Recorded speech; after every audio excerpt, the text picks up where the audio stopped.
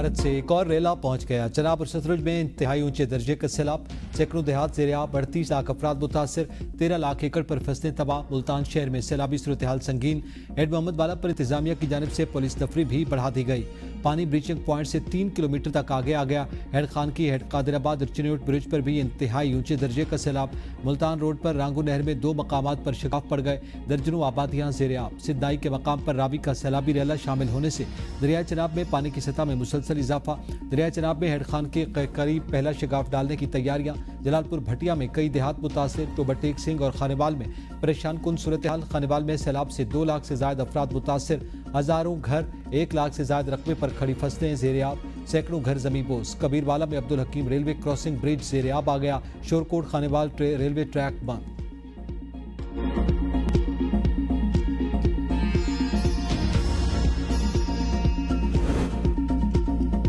دریائے ستلج نے چشتیہ میں 200 بستیاں ڈبو دی، ہزاروں ایکڑ فصلیں تباہ۔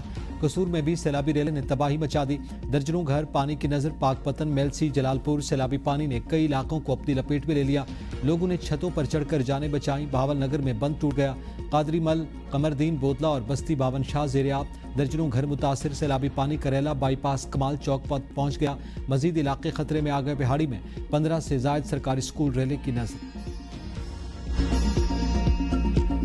مظفر گڑھ اور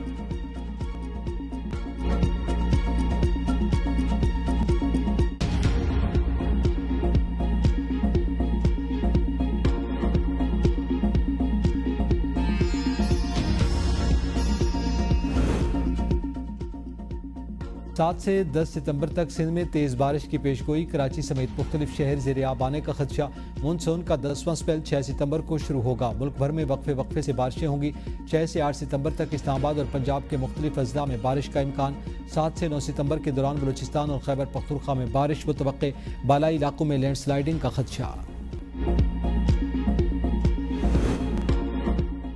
پنجاب میں سیلابی صورتحال، قومی اسمبلی کے 5 اور پنجاب اسمبلی کے 4 حلقوں میں ضمنی انتخابات ملتوی۔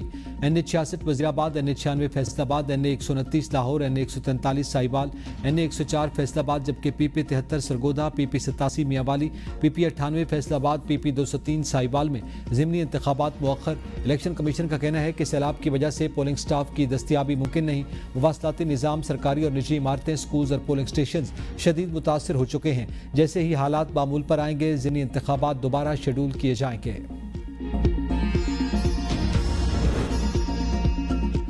راول ڈیم میں پانی کی سطح 1752 فٹ پر پہنچ گئی، سپل ویز کھول دیے گئے۔ سپل ویز کھولنے سے قبل سائرن بجائے جائیں گے، انتظامیہ پانی کے اخراج کی مانیٹرنگ کرے گی، قریبی آبادیوں کو محتاط رہنے کی ہدایت۔ ایبٹ آباد میں تیز رفتار ڈمپر نے سڑک کراس کرنے والے 8 بچوں کو کچل دیا، 3 جاں بحق شدید زخمی ہو گئے۔ جاں بحق بچوں میں 2 طالبات اور 1 طالب علم شامل، شدید زخمیوں میں 3 طالبات اور 2 طالب علم شامل۔ ڈمپر ڈرائیور فرار، شہریوں میں غم و غصے کی لہر۔ رحیم یار خان کے علاقے خانپور میں M5 پر ظاہر پیر آرام گاہ کے قریب خوفناک حادثہ، 2 بچوں سمیت ایک ہی خاندان کے 4 افراد جاں بحق، کار ٹریلر سے ٹکرا گئی۔ بدقسمت فیملی کا تعلق رحیم یار خان سے تھا، حادثہ ڈرائیور کو نیند آنے کے باعث پیش آیا۔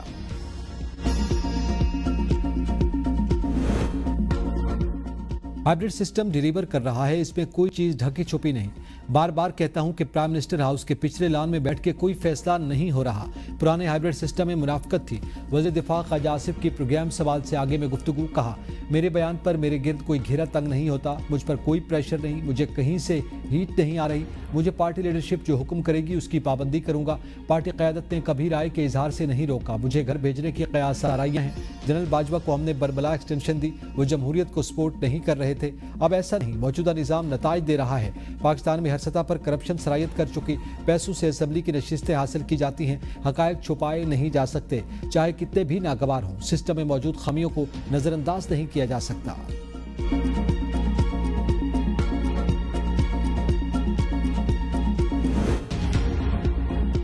آرمی چیف کی مدت ملازمت پارلیمانی ایکٹ کے تحت 5 سال ہوئی، اسے توسیع نہیں کہہ سکتے۔ وزیراعظم کے مشیر برائے سیاسی امور رانا ثناءاللہ کی پنجاب اسمبلی میں میڈیا سے گفتگو، کہا آرمی چیف کی مدت ملازمت کو بلا وجہ موضوع بحث بنایا جا رہا ہے۔ آرمی چیف کی اب مدت 5 سال کے لیے ہے اور یہ 2027 میں ختم ہوگی، جس کے بعد پھر ایکسٹینشن کا سوال اٹھے گا، جس پر اس وقت کی حکومت کو فیصلہ کرنا ہوگا۔ 9 مئی، 24 اور 26 نومبر کو سول نافرمانی کی کوشش کی گئی، مارکہ حق پر بھی اس طرح کی سازش رچائی گئی جس کی ہر گزر اجازت نہیں دی جائے گی۔ اگر ایسی کوئی صورت پیدا ہوتی ہے تو پاکستان کے وجود کو خطرہ لاحق ہو سکتا ہے۔ خیبر پختونخوا ایکسائز پولیس افسران کے زیر استعمال نان کسٹم پیڈ گاڑیوں کا انکشاف۔ نوشہرہ میں کسٹم پولیس نے ایکسائز انسپکٹر کو نان کسٹم پیڈ کار سمیت پکڑ لیا۔ ذرائع کے مطابق کار زبردستی چھڑوانے پر ایکسائز انسپکٹر نے دیگر ایکسائز اسکواڈ طلب کر لیا۔ ایکسائز اور کسٹم پولیس کے مابین لڑائی کی فوٹیج سامنے آ گئی۔ ایکسائز اہلکار پیٹی بھائی کی نان کسٹمر کا زبردستی چھڑوانے کر لے گئے۔ ڈسٹرکٹ کورٹ اسلام آباد میں ملزم کی جگہ دوست عدالت میں پیش۔ گرفتاری کے حکم پر ملزم شاہد کریم نے سچ بول دیا، کہا دوست بلال خان نے کہا تھا کہ پیش ہو جانا، کچھ نہیں ہوگا۔ عدالت کا ملزم بلال خان کے دوست شاہد کریم کی گرفتاری کا حکم۔ پاکستانی گلوکارہ قرۃ العین بلوچ ریچھ کے حملے میں زخمی۔ گلوکارہ پر دیوسائی نیشنل پارک میں دوران کیمپنگ ریچھ نے حملہ کیا۔ ڈاکٹر کے مطابق ریچھ کے ناخن لگنے سے قرۃ العین بلوچ کے دونوں بازو زخمی ہوئے۔ گلوکارہ کو طبی امداد کے بعد اسپتال سے ڈسچارج کر دیا گیا۔ پاکستان میں رواں سال کا دوسرا مکمل چاند گرہن 7 اور 8 ستمبر کی درمیانی شب ہوگا۔ محکمہ موسمیات کے مطابق چاند گرہن کا مشاہدہ پاکستان، یورپ، ایشیا، آسٹریلیا، افریقہ اور شمالی اور جنوبی امریکہ میں کیا جا سکے گا۔ پاکستانی وقت کے مطابق 7 ستمبر کی رات 8:28 پر چاند کی روشنی مدھم ہونے لگے گی۔ چاند کو جزوی گرہن لگے گا۔ آغاز 9:27 پر ہوگا اور مکمل گرہن کا آغاز 10:31 پر ہوگا۔ چاند گرہن 11:12 پر اپنے عروج پر ہوگا۔ مکمل چاند گرہن کا اختتام 11:53 پر ہوگا۔ جشن آمد رسول صلی اللہ علیہ وآلہ وسلم کو بھرپور طریقے سے منانے کے لیے ملک بھر میں عاشقان رسول صلی اللہ علیہ وآلہ وسلم کی تیاریاں جاری۔ 15 سالہ میلاد النبی کل عقیدت و احترام سے منایا جائے گا۔ عام تعطیل کے باعث صبح کا آغاز مساجد میں خصوصی دعاؤں سے ہوگا۔ اس کے بعد تمام چھوٹے بڑے شہروں میں جلوس اور ریلیاں نکالی جائیں گی۔ عاشقان مصطفیٰ صلی اللہ علیہ وآلہ وسلم عقیدت کے پھول نچھاور کریں گے۔ سیکیورٹی کے سخت انتظامات، سرکاری سطح پر بھی تقریبات منعقد کی جائیں گی۔ پاک پتن جشن 12 ربیع الاول کی تیاریاں مکمل۔ مرکزی جلوس غلہ منڈی سے برآمد ہو کر غلہ منڈی میں اختتام پذیر ہوگا۔ ننکانہ صاحب میں وزیر اعلیٰ پنجاب کی ہدایت پر ضلع انتظامیہ نے سیلاب متاثرین کے ساتھ میلاد بنایا۔ فلڈ ریلیف کیمپ میں منعقدہ تقریب میں ڈپٹی کمشنر ڈی پی او نے کاروباری اور مذہبی تنظیموں کے ساتھ سینکڑوں متاثرین کے ساتھ خوشیوں میں حصہ لیا۔ تقریب میں بچوں میں گفٹ تقسیم کیے گئے اور سیلاب متاثرین کے لیے خصوصی